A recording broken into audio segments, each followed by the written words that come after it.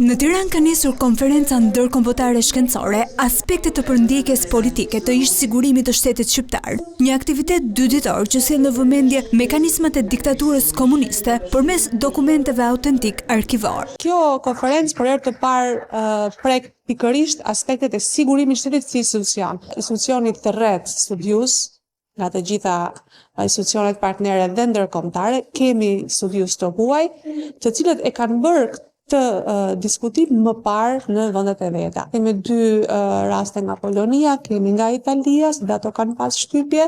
Studiues shqiptarë të huaj janë mbledhur për të prezantuar kërkime të reja mbi mënyrën se si funksiononte aparati i sigurimit të shtetit dhe ndikimi që ai pati në jetën e mirë e qytetarëve.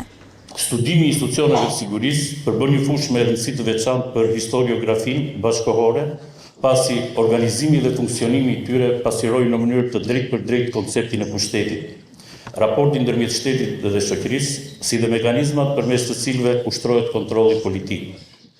Në këtë këndvështrim, sigurimi i shtetit nuk duhet parë vetëm si një instrument represiv, por si institucion kompleks administrativ me organizim të centralizuar.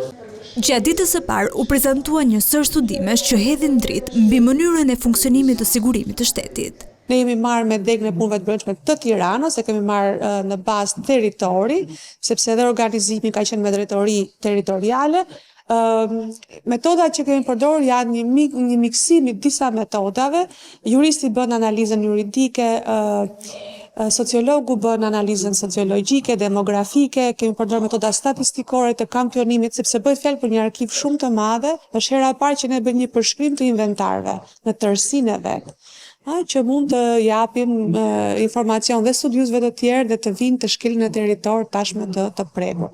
Kryetari i autoritetit Gentiana Sula theksoi se Shqipëria po hyn në fazën e re të studimeve të së kaluarës komuniste, ku dokumentet arkivore nuk shërbejnë vetëm për të ruajtur kujtesën historike, por edhe për të ndërtuar dije shkencore e për ta vendosur përvojën shqiptare në debatin europian mbi regjime totalitare.